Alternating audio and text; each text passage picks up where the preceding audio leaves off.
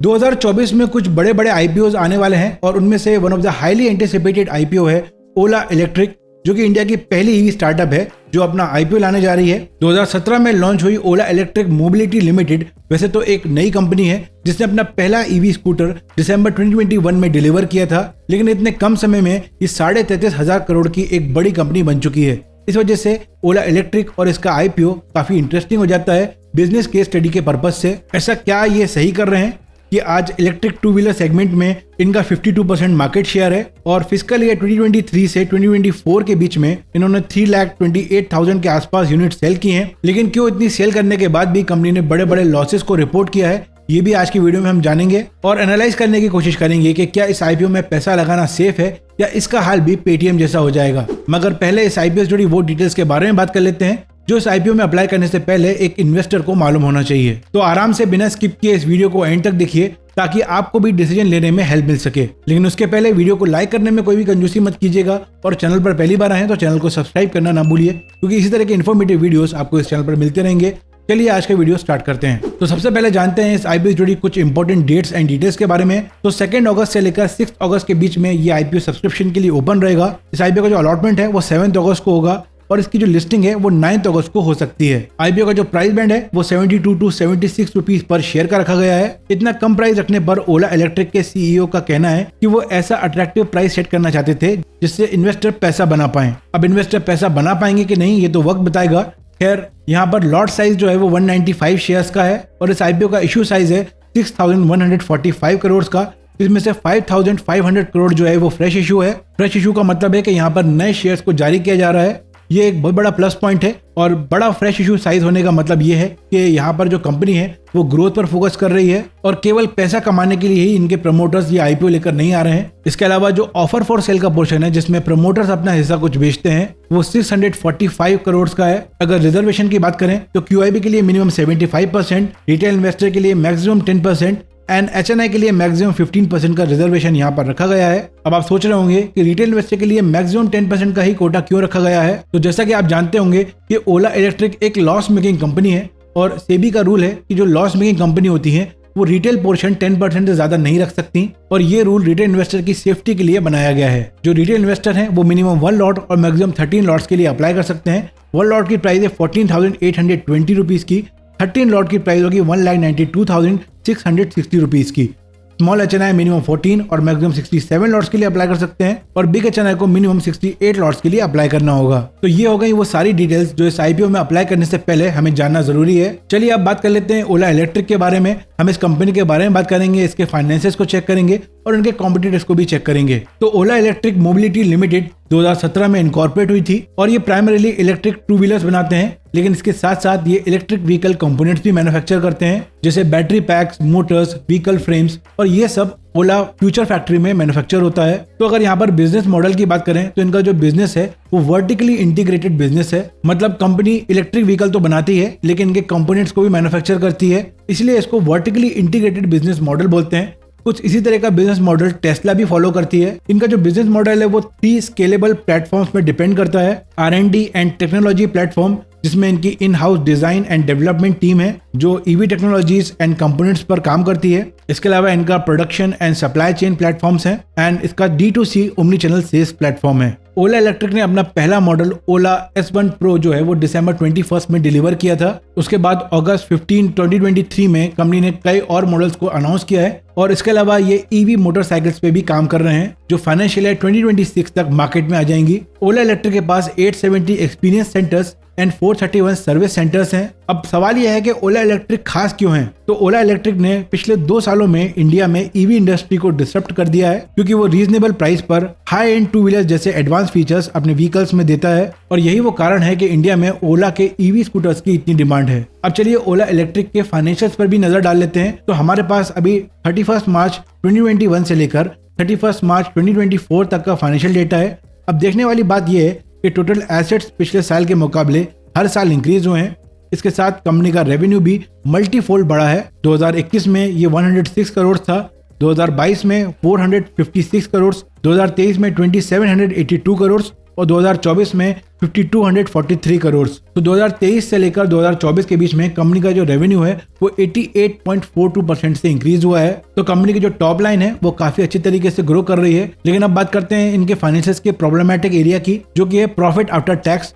Company ने consistent loss report किया है पिछले 4 सालों में, और सबसे बड़ा नेगेटिव पॉइंट ये है कि कंपनी के जो लॉसेज हैं वो हर साल कम नहीं हो रहे हैं, बल्कि साल दर साल बढ़ रहे हैं। कंपनी का रेवेन्यू एंड सरप्लस भी नेगेटिव है और बोरोइंग भी लगातार बढ़ रही है। मतलब कंपनी की जो बॉटम लाइन है यानी कि नेट इनकम है वो बहुत कमजोर है, लेकिन जो टॉप लाइन है ग्रॉस रेवेन्यू वो ठीक ठाक है। अब जब अर्निंग ही नेगेटिव है तो पी भी नेगेटिव होगा, तो इसका अर्निंग पर शेयर -4.3 रुपीज है और पी जो है वो -17.69 है। रिटर्न ऑन नेटवर्थ -78.46% है and price to book value जो है वो 13.72 है। तो इस हिसाब से अगर आप देखते हैं तो काफी ओवर वैल्यूड ये आईपीओ है। अब बात कर लेते हैं ऑब्जेक्टिव ऑफ द इशू की। तो 5500 करोड़ में से करीब 1227 करोड़ ओला सेल टेक्नोलॉजीज को देगा, जो उस पैसे से ओला की एस्पिरेशनल ओला गीगा फैक्ट्री बनाने में हेल्प करेगी, जिससे इनकी सेल मैन्युफैक्चरिंग कैपेसिटी 5 गीगावाट से 6.4 गीगावाट हो जाएगी। उसके बाद जो 800 करोड़ रुपए हैं उसका यूज कंपनी और उसकी सब्सिडीज के डेट को चुकाने में किया जाएगा। 1600 करोड़ का investment research and product development में होगा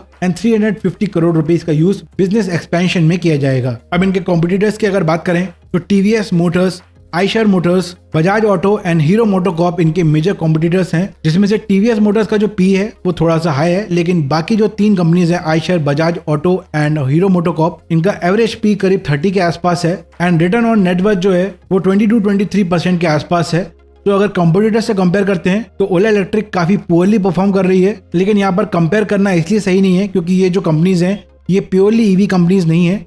ओला इलेक्ट्रिक जो है वो प्योरली ईवी कंपनी है, बाकी जो कंपनीज हैं वो ईवीज भी बनाती हैं, लेकिन इसके अलावा ये दूसरे व्हीकल्स भी मैन्युफैक्चर करते हैं। चलिए अब ग्रे मार्केट प्रीमियम को चेक कर लेते हैं। तो ग्रे मार्केट प्रीमियम इस समय 16.50 रुपीज पर शेयर है, यानी कि एस्टिमेटेड लिस्टिंग प्राइस 92.5 रुपीज होगी। मतलब अलॉटमेंट मिलने पर 21.71% का गेन हो सकता है। मतलब लेटेस्ट ग्रे मार्केट प्रीमियम के अकॉर्डिंग यहाँ पर फिलहाल बहुत बड़ा लिस्टिंग गेन देखने के चांसेस थोड़े से कम है, लेकिन जैसा कि आप जानते होंगे कि ग्रे मार्केट प्रीमियम जो है वो हमेशा बदलता रहता है, बढ़ता रहता है, कम होता रहता है। तो लेटेस्ट ग्रे मार्केट प्रीमियम के लिए आप मेरा व्हाट्सएप चैनल ज्वाइन कर सकते हैं, जिसकी लिंक आपको डिस्क्रिप्शन में मिल जाएगी, या फिर आप आई बटन पर क्लिक करके भी उस चैनल को ज्वाइन कर सकते हैं। इसके अलावा अगर आप डीमैट अकाउंट ओपन करवाना चाहते हैं तो उसकी लिंक भी आपको डिस्क्रिप्शन में मिल जाएगी, आप वहां से अपना डीमैट अकाउंट ओपन करवा सकते हैं। और फाइनली क्वेश्चन ये है कि क्या ओला इलेक्ट्रिक के आईपीओ में अप्लाई करना चाहिए या इसको अवॉइड करना चाहिए, और अगर अप्लाई करते हैं तो क्या मीडियम टू लॉन्ग टर्म के लिए अप्लाई करना चाहिए या केवल लिस्टिंग गेन के लिए ही अप्लाई करना चाहिए। उस पर बात करने से पहले मुझे लगता है कि इस आईपीओ के कुछ पॉजिटिव पॉइंट्स और नेगेटिव पॉइंट्स पर बात कर लेते हैं। तो ओला इलेक्ट्रिक की कुछ मेजर स्ट्रेंथ्स क्या हैं? तो ओला इलेक्ट्रिक खास इसलिए है क्योंकि ये एक प्योर ईवी प्लेयर है और ये ईवी टू व्हीलर सेगमेंट में one of the fastest growing and one of the biggest company है, जिसका मार्केट शेयर 52% है। ओला इलेक्ट्रिक एक फाउंडर लेड कंपनी है और इनकी जो प्रोफेशनल लीडरशिप टीम है वो हाईली एक्सपीरियंस्ड है और ग्रोथ ओरिएंटेड है। इसके अलावा एक मेजर प्लस पॉइंट ये है कि इनकी इन हाउस R&D टीम है, इनके पास मैन्युफैक्चरिंग फैसिलिटी है एंड स्ट्रॉन्ग सप्लाई चेन है। इनका जो बिजनेस मॉडल है वो direct to customer omni channel distribution model है, जो कि वर्टिकली इंटीग्रेटेड बिजनेस है, यानी कि ये इलेक्ट्रिक व्हीकल्स तो बनाते ही हैं, इसके साथ साथ इलेक्ट्रिक व्हीकल कंपोनेंट्स भी मैन्युफैक्चर करते हैं। कंपनी की जो एस्पिरेशनल गीगा फैक्ट्री है उसमें ये सेल एंड बैटरी मैन्युफैक्चरिंग में फोकस कर रहे हैं, जो कि आगे चलकर अपने आप में एक अच्छा बिजनेस बन सकता है। और क्योंकि ये एक ईवी कंपनी है तो कई सारे गवर्नमेंट इंसेंटिव्स के लिए ये एलिजिबल हो जाती है। फिलहाल ये automobile PLI scheme and cell PLI scheme का बेनिफिट उठा रही है। अब पॉजिटिव्स की तो हमने बात कर ली, अब कई सारे रिस्क हैं ओला इलेक्ट्रिक के, उस पर भी बात कर लेते हैं। सबसे बड़ा रिस्क ये है कि ये एक कंसिस्टेंटली लॉस मेकिंग कंपनी है, इसका कैश फ्लो भी नेगेटिव है और इसकी जो बाकी दो सब्सिडरीज हैं वो भी लॉस मेकिंग कंपनी है। कंपनी का कहना है कि वो अपने बिजनेस में इन्वेस्ट कर रही है और कैपेसिटी को बढ़ा रही है, इस वजह से वो प्रॉफिटेबल नहीं हो पा रही है, लेकिन जल्द ही कंपनी प्रॉफिटेबल हो जाएगी, लेकिन ये कब तक होगा ये कह पाना थोड़ा सा मुश्किल है। सेकंड नेगेटिव पॉइंट ये है कि क्योंकि ये एक रिलेटिवली नई कंपनी है और इसका जो ऑपरेटिंग हिस्ट्री है वो काफी छोटी है, इसलिए ये आगे कैसा परफॉर्म करेगी और इसकी फ्यूचर को लेकर प्रेडिक्ट करना काफी मुश्किल हो जाता है। तीसरा रिस्क मुझे ये लगता है कि कंपनी ने R&D पर काफी इन्वेस्ट किया है, लेकिन जो ये R&D का इन्वेस्टमेंट है ये इनको कितना फायदा दे पाएगा, कितना रिटर्न दे पाएगा,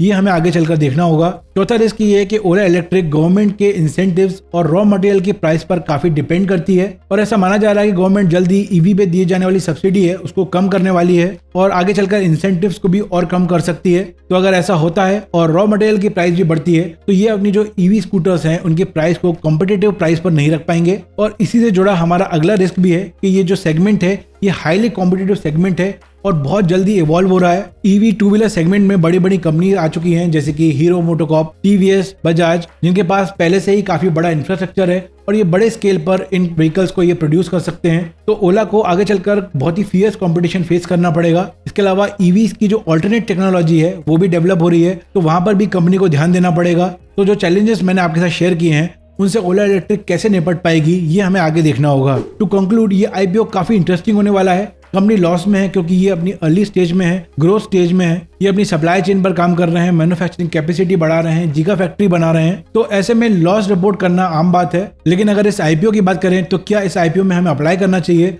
दोस्तों, अगर रिस्क रिवॉर्ड रेशो को देखते हैं तो यहाँ पर जो रिस्क है वो रिवॉर्ड से मुझे ज्यादा दिख रही है। रिवॉर्ड मुझे कुछ खास नहीं दिख रहा है। बहुत बड़ा लिस्टिंग गेन यहाँ पर हो जाएगा, इसकी प्रोबेबिलिटी भी काफी कम है। तो कोई भी डिसीजन लेने से पहले थॉरो रिसर्च कीजिए या फिर फाइनेंशियल एडवाइजर की हेल्प लीजिए। मैं पर्सनली इस आईपीओ को अवॉइड करूंगा, मगर मुझे लगता है इस आईपीओ से सीखने को बहुत कुछ मिलेगा, इसलिए इसको फॉलो जरूर कीजिए। बाकी आईपीओ और स्टॉक मार्केट अपडेट्स के लिए आप मेरा व्हाट्सएप चैनल ज्वाइन कर सकते हैं, लिंक डिस्क्रिप्शन में है। और अपना ओपिनियन भी शेयर कीजिए कि क्या लगता है आपको इस आईपीओ के बारे में। क्या आप इस आईपीओ में अप्लाई करेंगे या इसको अवॉइड करेंगे? और अगर कोई क्वेश्चन है तो आप वो भी कमेंट सेक्शन में पूछ सकते हैं, मैं उसको जवाब देने की पूरी कोशिश करूंगा। आज का वीडियो कैसा लगा है जरूर बताइए। वीडियो पसंद आया तो लाइक कीजिए, अपने फ्रेंड्स के साथ शेयर कीजिए। चैनल पर पहली बार आए तो सब्सक्राइब कर लीजिए एंड बेल आइकन प्रेस कीजिए ताकि आने वाले वीडियोस की अपडेट आपसे मिस ना हो। मैं मिलूंगा आपसे नेक्स्ट वीडियो में। Take care and have a great day.